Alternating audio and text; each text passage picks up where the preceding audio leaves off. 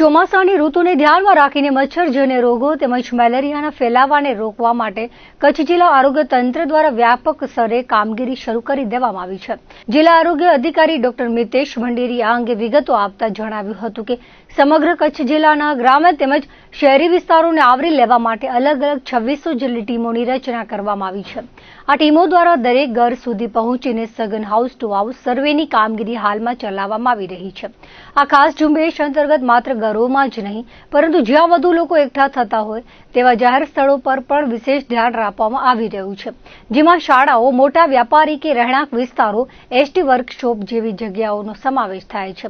આ તમામ વિસ્તારોને આવરી લઈને મચ્છરોના ઉપદ્રવને અટકાવવા માટે એન્ટી લાર્વલ એક્ટિવિટી અને સોર્સ ડિટેક્શનની કામગીરી વેગવંતી બનાવવામાં આવી છે।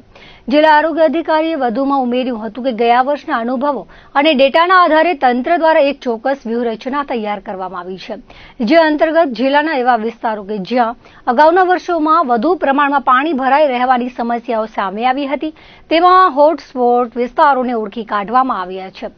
આગામી સમયમાં જેવો વરસાદ પડશે કે તરત જ આ તમામ વિસ્તારોમાં જંતુનાશક દવાઓનો છંટકાવ કરવાની કામગીરી પણ તાત્કાલિક ધોરણે શરૂ કરી દેવામાં આવશે। આ ઉપરાંત હાલમાં ચાલી રહેલા નમો સ્વચ્છતા અભિયાન હેઠળ તમામ સરકારી સંસ્થાઓ અને સરકારી દવાખાનાઓમાં ખાસ તપાસ હાથ ધરવામાં આવી રહી છે।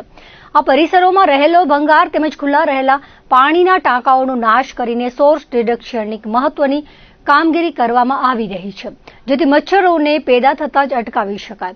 આરોગ્ય વિભાગની આ સક્રિયતાના કારણે આગામી સમયમાં મચ્છરજન્ય રોગોના કેસો નિયંત્રણમાં રાખી શકાશે તેવો વિશ્વાસ પણ વ્યક્ત કરવામાં આવ્યો છે। કચ્છ જિલ્લામાં સમગ્ર વિસ્તારમાં અલગ અલગ 2600 જેટલી ટીમ બનાવી દરેક ગ્રામ્ય વિસ્તારે, શહેરી વિસ્તારમાં તમામ ઘરને આવરી લઈ હાઉસ ટુ હાઉસ સર્વે ચાલી રહ્યો છે અને તેમાં ખાસ કરીને શાળાઓ જે છે, પછી મોટી વિસ્તાર કે જ્યાં લોકો સમૂહ ભેગો થતો હોય છે, એસટી વર્કશોપ, આ તમામ એરિયાને કવર કરી અને ત્યાં anti larval activity, source reduction activity એ કાર્યરત કરવામાં આવેલ છે। અમે ગયા વર્ષના અનુભવે એક આખી સ્ટ્રેટેજી તૈયાર કરેલી છે કે ગયા વર્ષે જે જગ્યાએ વધારે પાણી ભરાયેલા હતા એ એરિયા આઈડેન્ટિફાઈ કરી જેવો વરસાદ પડે એટલે એમાં અમે જંતુનાશક દવા છંટકાવવાનું ચાલુ કરશું। ઉપરાંત ખાસ કરીને અત્યારે નમો સ્વચ્છતા જે અભિયાન ચાલી રહ્યું છે એમાં જેટલા સરકારી સંસ્થાઓ જે છે, સરકારી દવાખાનાઓ છે, એમાં